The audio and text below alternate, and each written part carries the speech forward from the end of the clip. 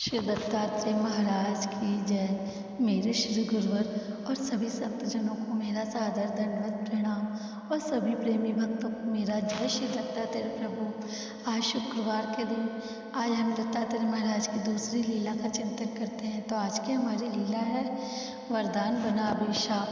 महिष्मती राज्य का महाप्रतापी राजा कार्तवीर्य था।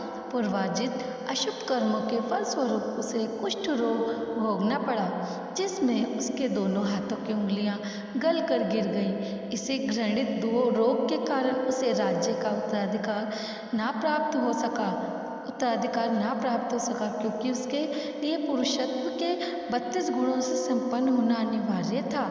इससे राजा सदा संतप्त रहने लगा। राज्य अधिकार प्राप्त करने की अदम्य लालसा से रोग निवृत्ति का उपाय करने के लिए वह निकल पड़ा। भगवान श्री दत्तात्रेय जी के चमत्कारी प्रभाव की ख्याति उसने सुन रखी थी, इसलिए वह उन्हीं के आश्रम में सह्याचल पर्वत पर पहुंचा। उनकी एक निष्ठ आराधना करने लगा।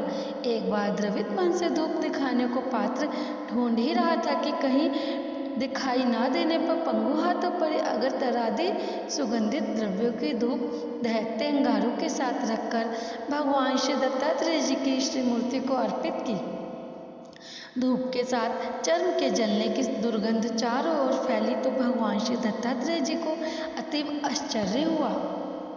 उन्होंने कार्तवीर्य से इस कठोर आचरण का कारण पूछा तो दोनों अपंग हाथ आगे बढ़ाकर वह बोला, आपसे क्या छिपा है मेरे प्रभु जी, आप स्वयं अंतर्यामी हैं। करुणामय भगवान श्री दत्तात्रेय जी उसके भक्ति भाव से प्रभावित हुए सहस्त्र भुजाओं वाला वरिष्ठ राजा होने का वर प्रदान किया और कहा, तुम पृथ्वी पर सार्वभौम राज्य करोगे। गाय, ब्राह्मण और स्त्री, इन तीनों पर जब तक तुम्हारी अपार श्रद्धा रहेगी और इन पर तुम हाथ नहीं उठाओगे, तब तक तुम्हारी प्रतिष्ठा और राज्य सत्ता की मर्यादा को कोई हानि नहीं पहुंचाएगा। वर प्राप्ति के पश्चात वे सहस्रार्जुन नाम से विख्यात राजा हुआ। सुखपूर्वक राज्य वैभव का उपभोग करने लगा। भाग्य की गति अति प्रबल होती है। शिकार करते हुए एक बार राजा जंगल में दूर जा निकला। भीषण गर्मी के कारण प्यास से सभी व्याकुल पानी खोजते खोजते सैनिक जमदाग्नि ऋषि के आश्रम के पास द्वार पर पहुंचे। ऋषिवर अपनी पत्नी के साथ शतरंज खेल रहे थे। ऋषि पत्नी ने सैनिकों द्वारा पानी मांगने पर अपने कान का मैल निकालकर एक पत्तों का पात्र बना दिया, उसमें कुछ बूंदें जल की डालकर दे दी। इतनी बड़ी सेना की तृप्ति मात्र इतनी बूंदों से कैसे होगी? सोचना ही था कि कुछ ही दूरी पर वो पात्र टूटकर वहीं सरोवर बन गया।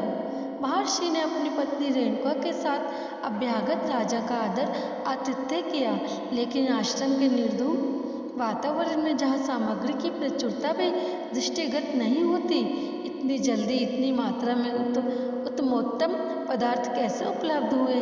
राजा स्तंभित सा था, अतः सा आश्चर्य बोला, ऋषि, आप द्वारा प्रदत्त सुस्वाद भोजन ग्रहण कर हम कृत्य हुए, लेकिन यह सब उपलब्ध कैसे हुआ?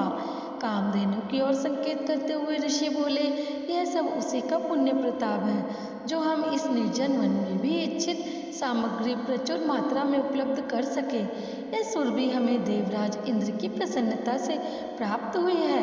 लोभ को पाप का मूल और बुद्धि को कर्मानुसारिणी माना गया है। कामधेनु को देख राजा ने सोचा, ऋषि की अपेक्षा एक राजा के लिए यह अधिक उपयोगी सिद्ध होगी। अतः राजा ने अपनी मांग का प्रस्ताव ऋषि के सन्मुख प्रस्तुत किया। यह सुन महर्षि दर संकट में पड़ गए।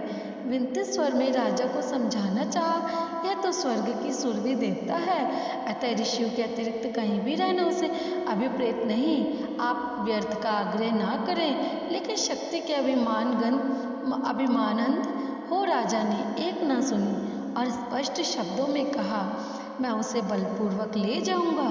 ऋषि ने पुनः उसे सचेत किया, यदि तुम शक्ति का प्रयोग करोगे तो निश्चित ही अनिष्ट होगा। विवेक से काम लो राजन। राजा क्रोधित हो गया। विवेक शक्ति संतुलन खो बैठी। जो ही कामधेनु की ओर लपका, शक्ति और सामर्थ्य संपन्न कामधेनु स्वर्ग की ओर दौड़ पड़ी। हाथ से निकलता देख राजा ने उस पर बाण चलाया। धर्म विरहित कर्म को देखकर कामधेनु के रक्षार्थ ऋषि बाण की आड़ में आ गए। उधर पत्नी रेणुका भी उनकी रक्षा को दौड़ पड़ी। क्रोधपूर्वक छोड़ा बाण दोनों को भेद गया। वे दोनों तत्काल धराशायी हो गए। कामधेनु तो राजा को ना प्राप्त हुई, लेकिन इस घोर पातक के परिणाम स्वरूप राजा का पुण्य क्षीण हो गया। जमदग्नि के पुत्र परशुराम विद्या प्राप्ति के लिए महादेव के पास गए थे। ऋषि और उनकी पत्नी का प्रलाप जानकर महादेव ने आज्ञा देकर कहा, तुम्हारे माता पिता कष्ट में हैं, अतः तुम उनके पास जाओ। आश्रम में आकर जब अपने पितरों की यह दुर्दशा देखी तो परशुराम के अंतस में प्रतिशोध की ज्वाला भड़कने लगी। मरणासन रेणुका ने बताया कि 21 बार मुझ पर प्रहार किया गया है। इस पर परशुराम ने संकल्प लिया, मैं इस पृथ्वी को 21 बार क्षत्रिय रहित करूंगा। रेणुका ने परशुराम को आज्ञा दी, उस पापात्मा से हमारी हत्या का प्रतिकार लेने से पूर्व तुम हमारे शरीरों का कोरी भूमि में भगवान श्री दत्तात्रेय जी के आचार्यत्व में संस्कार संपन्न कर दो। परशुराम ने अपनी माता रेणुका से पूछा कि भगवान श्री दत्तात्रेय जी कहाँ मिलेंगे और वे उन्हें पहचानेंगे कैसे। तब इस पर माता ने कहा, माहुर पर्वत पर जिनकी दृष्टि पड़ने से सूखी लकड़ी की महंगी पर हरी कोपले निकले तो समझ लेना वही महापुरुष भगवान श्री दत्तात्रेय जी हैं। इतना कह रेणुका ने अपने प्राण त्याग दिए। माता के आज्ञानुसार परमेश्वर उन्हें ले भगवान श्री दत्तात्रेय जी की खोज में निकले। इधर इस तरह माता के निर्देशानुसार जब सूखी लकड़ी में कोपले निकले तो परशुराम को भगवान श्री दत्तात्रेय जी के दर्शन हुए। भगवान श्री दत्तात्रेय जी अवधूत वेश में विचर रहे थे। यह देखकर परशुराम भगवान श्री दत्तात्रेय जी के श्री चरणों में जा पहुंचा और दंडवत प्रणाम कर सारा वृत्तांत कह सुनाया और कोरे भूमि बताने के लिए विनती की। 2 बार के आग्रह को भगवान ने नकार दिया, परंतु तीसरी बार जब उसने कृपा करने का आग्रह किया, इस पर उंगली से भगवान श्री दत्तात्रेय जी ने कोरे भूमि पर संकेत किया। तत्पश्चात भगवान श्री दत्तात्रेय जी ने परशुराम से सर्व तीर्थों के जल लाने को कहा। इस पर परशुराम ने कहा, भगवान श्री दत्तात्रेय जी वह तो आपके ही श्री चरणों में हैं। तदुपरांत भगवान श्री दत्तात्रेय जी ने उन्हें एक स्थान पर तीर मारने की आज्ञा दी है। परशुराम ने तीर चलाया और श्री प्रभु की दृष्टि से वहाँ एक तालाब का निर्माण हुआ। भगवान श्री दत्तात्रेय जी ने तालाब के प्रवेश पर पूरी अंतिम क्रिया परशुराम जी के हाथों से करवाई।